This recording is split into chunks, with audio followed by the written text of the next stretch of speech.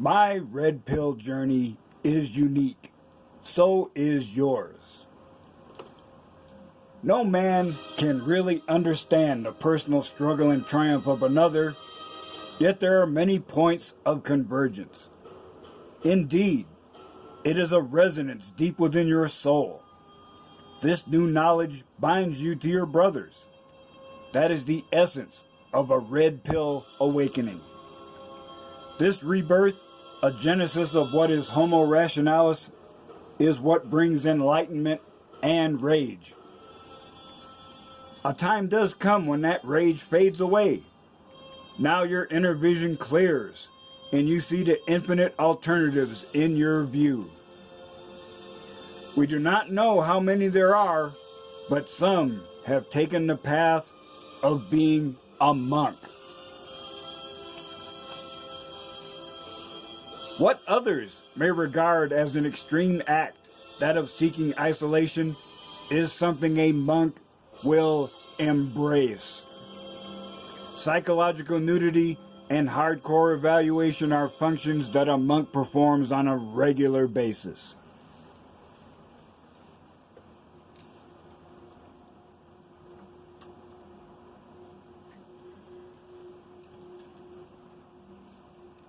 Here in my place of power, in communion with the infinite, and one person that I truly trust, I am doing just that. In the spirit of true confessions, I must share with you, brothers, that I find this act a necessary one. Now, I have said in the past, it does not embarrass me greatly to share an unsavory moment from my past to make a teaching point. I continue to do it. Still dealing with the aftermath of my encounter that I shared with you in my video, The Perils of Monk Mode, I've been dealing with a variety of emotions. Lingering pain is such a distraction that I can't focus enough to do the usual things that keep me from slipping into this negative state of mind. And it made me vulnerable to estrogen-fueled emotional extortion, along with anger at myself for displaying weakness, intense loneliness, and increased distraction by the presence of women. And in keeping with my pattern of brutal honesty, I must confess to you, brothers, that I brought it on myself.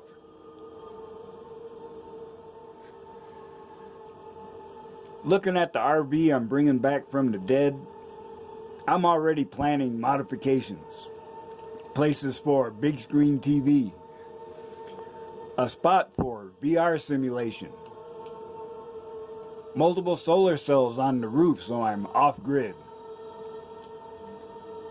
So I was looking at a certain spot and I happened to think about my waifu future, when I suddenly realized that the future could be here a bit sooner than I thought. Yes, it is possible for me to have a waifu companion on the down low. And that started the chain of events that leads me to this point.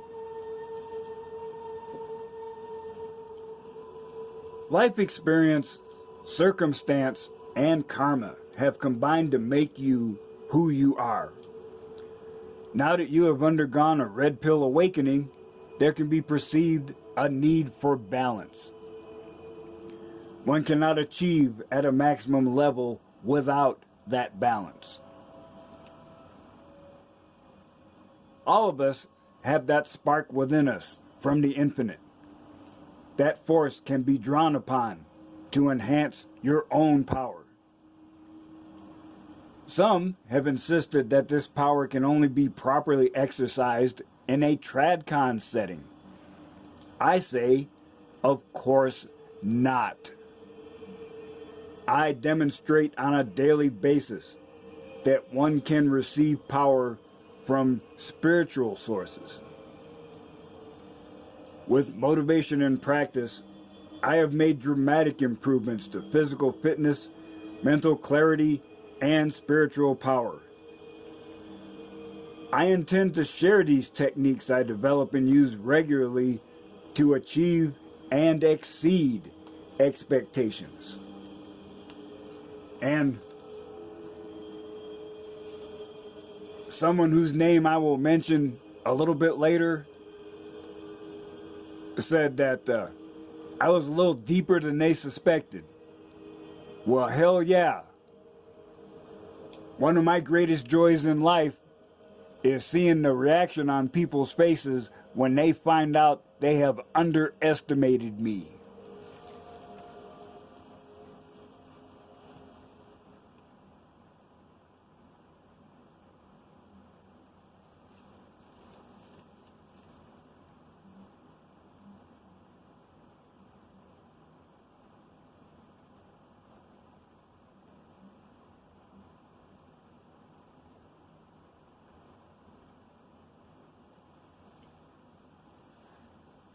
Because of my experience, I use words across the spectrum to expound my principles. It is not done to confuse or to ensnare. My language will drift from hippie to tradcon at the drop of a hat, sometimes in the same sentence. I must also emphasize that nothing in the presentations to follow is structured to entice you into any organized religion whatsoever. It is impossible for me to provide a perfect explanation to influence you in one direction or another. That expression of your spirituality is an intense and personal experience that I do not need to interfere in. Besides, it is a lot of work to be a cult leader. I'm too lazy to work that hard.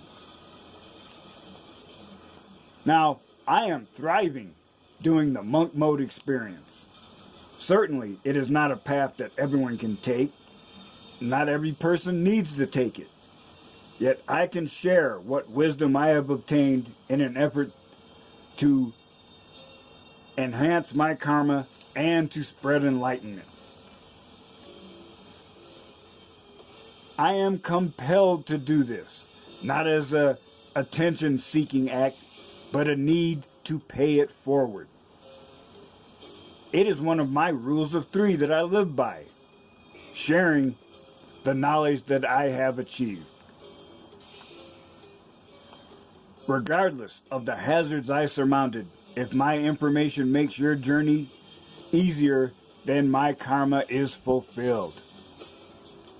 Indeed, it is my fervent hope that you find something useful in my presentations, however small, in your own journey towards enlightenment. Still, we must remember that gaining knowledge is something everyone can do, but obtaining wisdom is a much more rare event. Distilling wisdom from life events and applying it to increase my karma is what I do.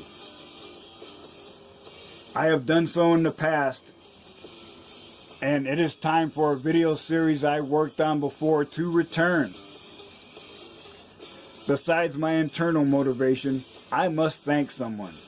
Luke Chassie. Now we know who this really is, but I give thanks to that persona because that's the one that sounded like a sensible person. I will do this series not as an act of ego gratification, but an expression of what a Renaissance man does. Exploring the unknown, using inadequate tools and meager knowledge to push back the frontiers of ignorance. I must, for I fight against tyrants and invaders.